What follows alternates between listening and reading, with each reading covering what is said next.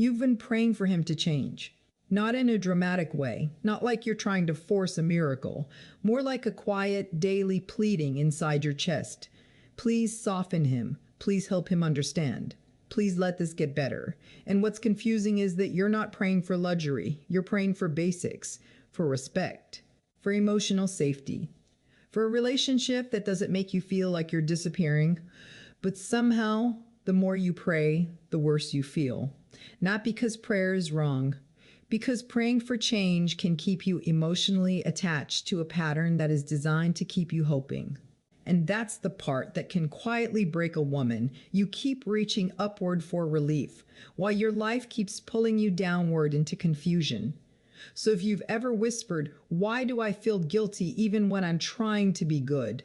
If you've ever thought, "Why does my faith feel heavier in this relationship instead of lighter?" If you've ever felt like you're becoming more anxious, more exhausted, more unsure of yourself, even while you're doing everything right, there is a reason. And once you see it clearly, the fog starts to lift, because the thing that makes you feel worse isn't your hope. It's the narcissist pattern that hijacks hope and turns it into a leash. At first, it doesn't look like a leash. It looks like potential. It looks like a man who can be warm sometimes, who can cry, who can apologize when he's afraid you'll leave, who can say the right words after he's crossed a line. It looks like a relationship that has good moments, which makes you believe the good moments are the truth, and the bad moments are a phase. And when you're a woman with a tender conscience, you don't want to give up on a human being. You don't want to be the kind of person who walks away too quickly. You don't want to judge. You don't want to be bitter. You don't want to fail love. So you pray for change, not because you're blind, because you're loyal, because you still remember the version of him that felt real.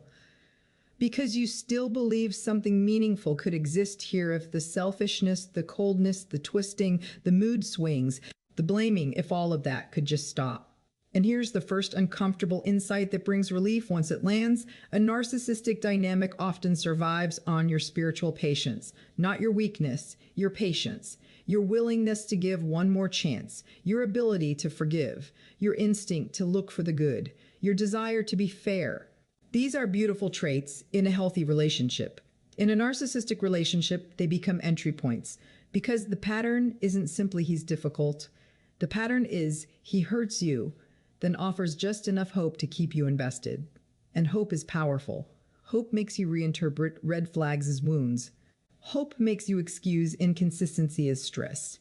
Hope makes you view cruelty as a temporary breakdown.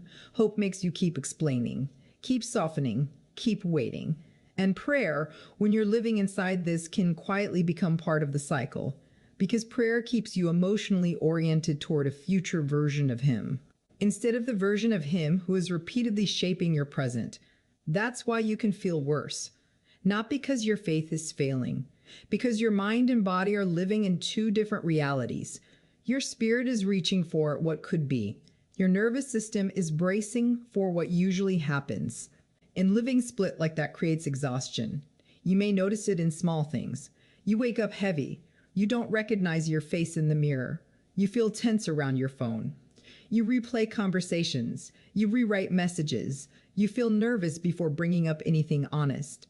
And then you pray, not to control him, to calm yourself, to stop the anxiety, to feel protected, and still the pattern continues. So you start asking deeper questions. Why doesn't my patience change anything? Why does he keep doing the same things? Why do I feel like I'm getting spiritually worn down? This is where clarity needs to become very gentle and very honest. Narcissistic patterns don't usually change because of insight. They change only when the person experiences consequences that touch their self-interest. And that can be a painful thing to accept when you've been praying for his heart to open, because you assumed love would reach him. But what you're often dealing with is not a lack of love. It's a lack of emotional responsibility. And that's different. A man can love you in his own way and still punish you when you're honest. He can want you and still manipulate you. He can miss you and still refuse accountability. That's why the prayers don't bring relief. You're praying for empathy from someone who uses empathy as a tool, not a value. Let's name the pattern that makes women feel worse while they keep praying. It's the false hope loop. It goes like this. He harms you emotionally. Then he distances. Then you become anxious and try to repair. Then he returns with warmth or charm or a partial apology. Then you feel relief and think, this is him. This is the real him. Then time passes. The warmth fades. Then he harms you again. And the cycle repeats. The part that keeps you stuck isn't the harm, it's the relief. Relief after pain creates bonding. It teaches your nervous system if you endure long enough, you get a reward. So you endure. You become more careful. You become more spiritual. You become more self-editing. And you pray, not just for change, but for that relief to arrive again. But each cycle costs you something. It costs your clarity, because when the relationship has highs and lows, your brain starts scanning for patterns like a gambler. If I just say it the right way, we'll get back to good. If I don't mention it, he'll stay calm. If I'm more peaceful, he'll stop reacting. If I'm more patient, God will soften him. Do you feel how heavy that becomes? Because now you're not just a partner. You're a manager of the emotional weather. And a woman can only live in that role for so long before she starts losing herself. This is why you can be praying and still feel worse. Because the relationship is teaching you to measure your worth by whether peace is present. And peace is never stable when you're with someone who creates instability to maintain control. Now let's connect this to the manipulations that often come with narcissistic patterns, because these are not random behaviors. They work together like pieces of a system. Gaslighting is one. You bring up something real, a lie, a disrespectful comment, a betrayal of trust, and he denies it, minimizes it, reframes it. That's not what happened. You're imagining things. You're too sensitive. You're twisting my words. And you're left feeling unsure. When a woman is spiritually grounded, she often responds to confusion by seeking humility. Maybe I'm wrong. Maybe I misunderstood. Maybe I need to check my heart. In a healthy relationship, maybe I need to check my heart. In a healthy relationship, humility brings closeness. In a narcissistic relationship, humility can become a trap, because your willingness to question yourself makes it easier for him to avoid questioning himself. So you pray, you examine your tone, you examine your intentions, and meanwhile, he doesn't examine the harm. So your self-awareness grows while his accountability stays frozen. That imbalance is exhausting. Then there's blame shifting. You say, it hurt when you said that. He says, well, you made me say it. Or if you weren't so needy. Or if you weren't so needy. Or if you didn't push me and now you're defending your character instead of addressing the behavior. You end up praying for wisdom and patience and peace so you don't trigger him. But notice how the dynamic has shifted. You are now responsible for his reactions that will always make you feel worse because it forces you to carry a burden no human should carry, managing another adult's emotional integrity. Then there's emotional withdrawal. He doesn't have to scream to control you. He can simply remove warmth. He can go silent, distant, cold. And what does that do to you?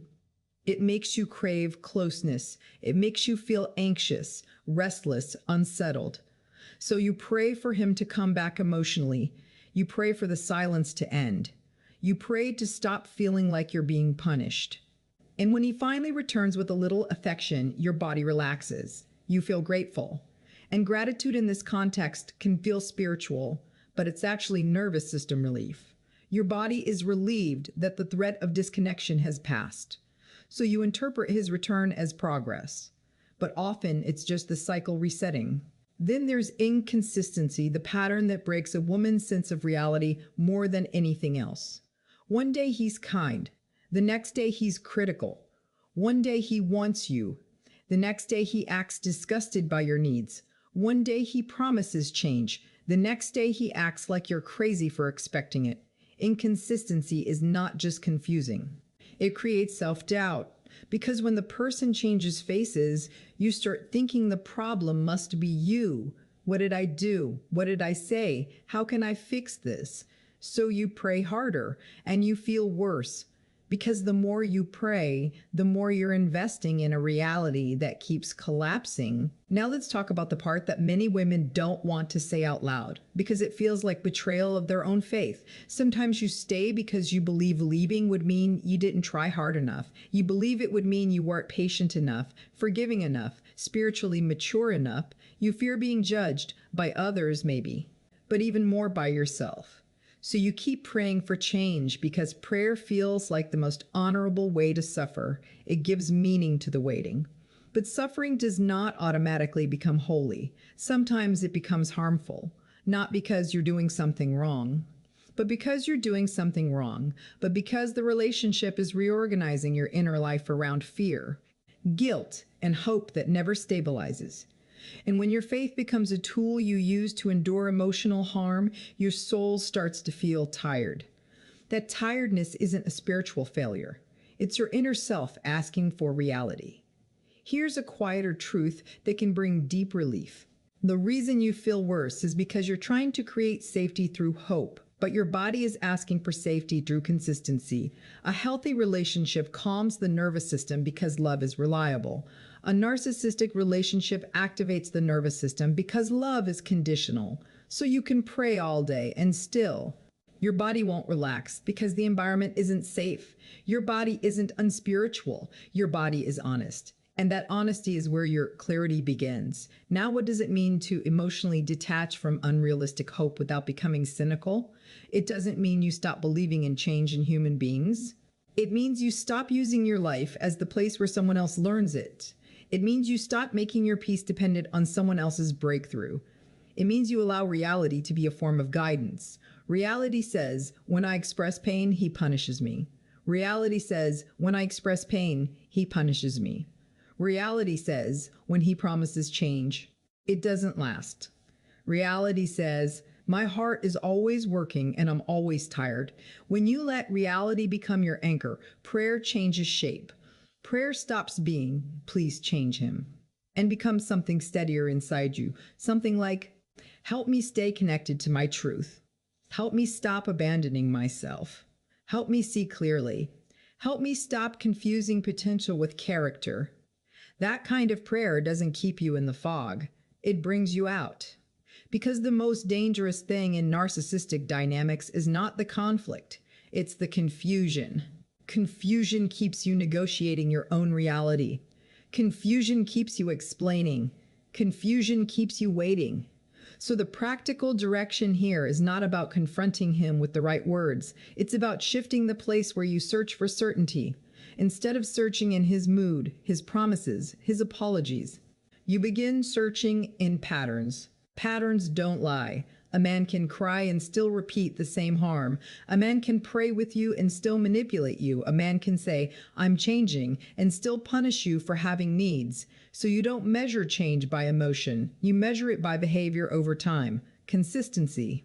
Accountability. Repair without blaming you. Respect without you earning it. And if that's not present, then your worsening feelings make sense because your inner life is telling the truth. Your hope keeps trying to edit. Now there's another piece of relief, understanding why you keep feeling pulled back in, even when you know better. Because many women in narcissistic relationships become spiritually and emotionally hyper-responsible. You start thinking it's your job to bring peace, to keep the home calm, to be the bigger person, to not react. And sometimes that's reinforced by the world around you. People praise you for being patient, for being strong, for holding the marriage together.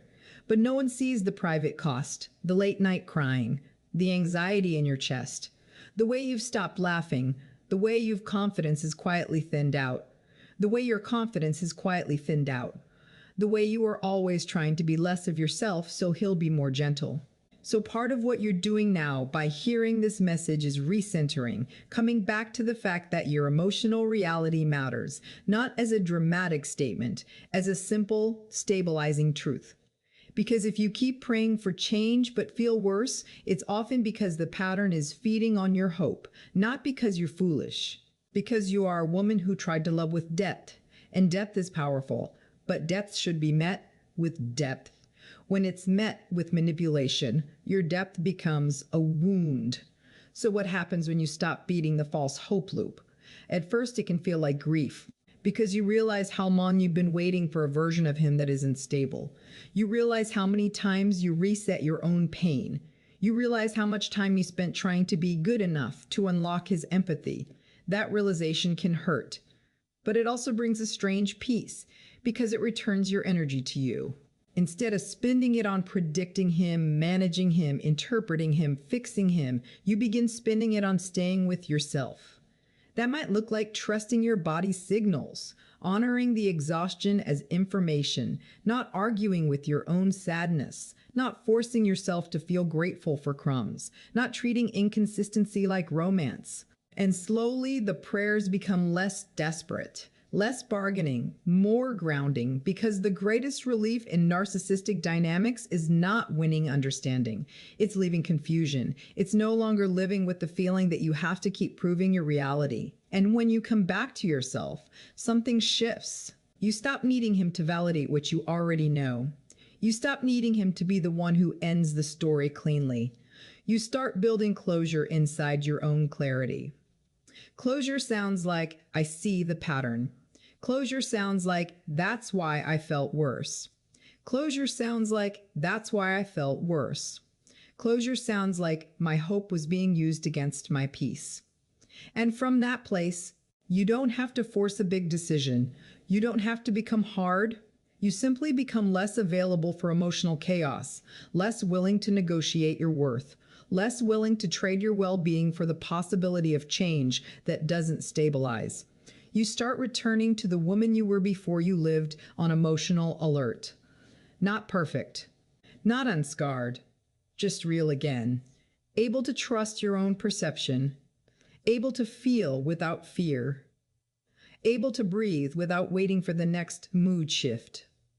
If you've been praying for change and feeling worse, it doesn't mean your faith has failed. It means your inner truth has been trying to reach you through fatigue. Because sometimes the answer isn't a miracle inside him. Sometimes the miracle is the moment you stop abandoning yourself. And you don't have to announce that moment to anyone. You feel it when you stop bargaining with reality. You feel it when you stop chasing relief and start choosing steadiness. You feel it when your prayers stop being about fixing him and start being about finding your way back to you. And when you find that way back, you don't feel as lost. Not because everything is solved, but because something inside finally makes sense. And that sense, quiet, clear, steady, is the beginning of peace.